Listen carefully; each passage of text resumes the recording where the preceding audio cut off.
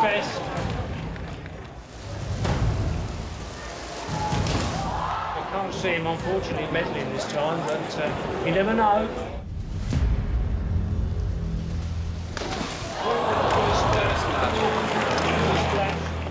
2 months after his father died, Tom loses his World Championship title to Chu Bo.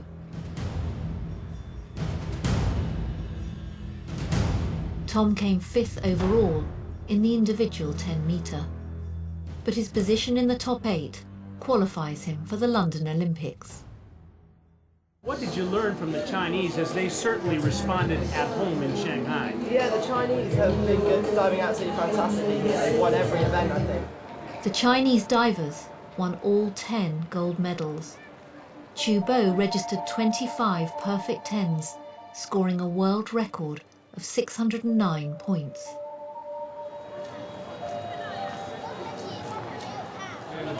Yeah, he's had a horrible few weeks, and to come out and still perform is, I mean, I lost a parent and I couldn't do it after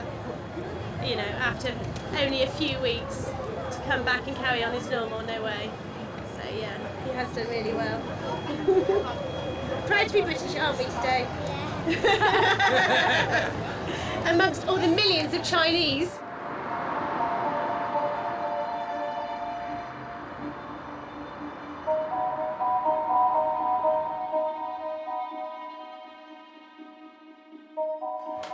Okay. Ni hao, everyone.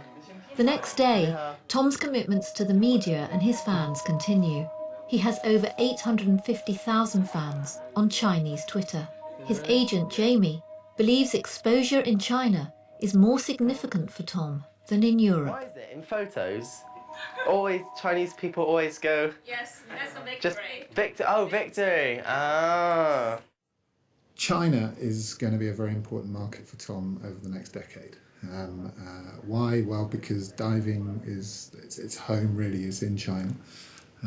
As we saw yesterday at the Worlds, they won all the gold medals. This is where, as a sport, it has the biggest impact on the planet.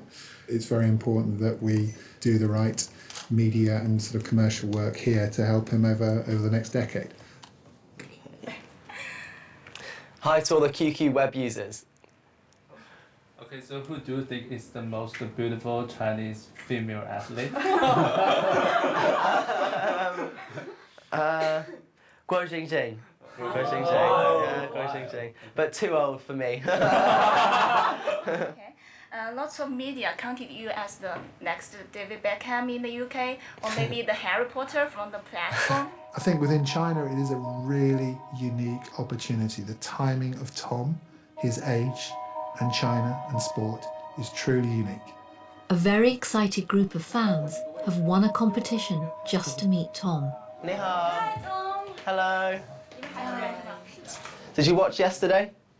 Yeah. You did pretty cool. Yeah, thank you. You're great. Yes, okay. But I expect more than that. Yeah, Like, hopefully you can next do it, year. You Next can year. do better in London. Yes, I hope so. Yeah, well, it's their new dives. Cheers. Cool. Look at here. Cheers. There you go. Thank you. Okay. Cool. Bye. Bye, thank you. 再见. Bye. 再见. Bye. Bless them. This is my photo. I love Tom. Support him forever. I will go to London. I will go to you.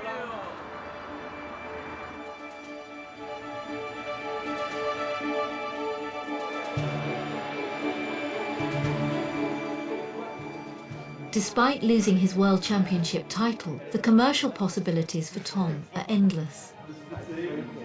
Madame Tussauds have commissioned a waxwork for an exhibition on Olympians, and a biography is being published to mark Tom's 18th birthday.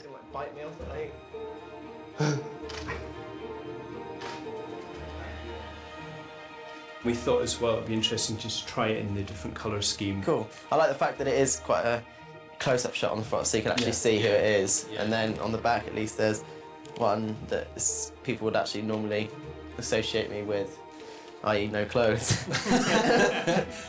Yeah, there's going to be a lot of noise around Tom Daley. That's natural because there is so many dimensions, if you like, to Tom and his interest level. He is, he's the pin-up for teenage girls. There's no question of that. His mums and dads have respect for him for what he's achieved because he's an A-star student. He's got pretty much A-star in everything he's done. He's the best he can be. He's a great role model.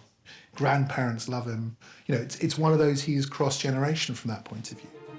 But there are mutterings in the press that maybe Tom is doing too much media work and it's affecting his diving. Even the head of British diving, the Russian coach Alexei Yuganov, has publicly voiced his concerns. I respect Alexei. He's one of the best diving coaches in the world. He's got an outstanding experience. In his perfect world, Tom Daley would not be doing media or commercial work. He would be, forgive me, Alexei, for saying this, but in the in probably northern China or northern Russia, just diving, 24/7. And that's fine to say that, but there is a difference of that isn't who Tom Daley is. It's early September and Tom's going back to school to start the final year of his A-levels. Trousers. There we go. Right. I'll hang this up over here so that it's all ready in the morning. Yes, well, this is my dad kind of area. That's some of my dad's ashes are in there. Really? Yeah, so there's a little heart. So it's kind of, when I first got given it, I was kind of a bit like, oh my God, like, it's really weird. Like, it's weird to think that your dad's in there kind of thing, but yeah, it's always good to have, like, him. He's always there then, isn't he? Right, I think I'm ready for school. By the looks of it. You excited about going back to school? Yeah, I guess so. I'm kind of looking forward to going back to school. There's so many things going on. There's loads of different competitions that we've got to go to. We've got a 3-week training camp at the end of the year in Australia. Then we've got the National Championships in January. Then we've got 3 weeks of the World Cup. Then we've got 4 weeks of all the World Series. Then we've got lots of training camps in between that. We've got 2 weeks in Plymouth for a training camp. Then we've got the European Championships in May. Then we've got the National Championships. And then we've got a 2-week training camp, warm weather training camp, then home for 2 weeks, and then a 2-week pre-Olympic camp, and then we're into the Olympics. So it's a long year.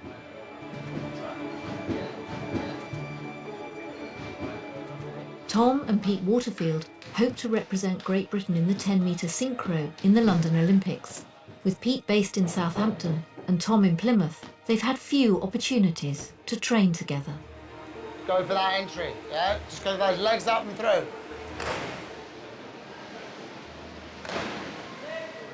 Really happy. The best one of each of the dives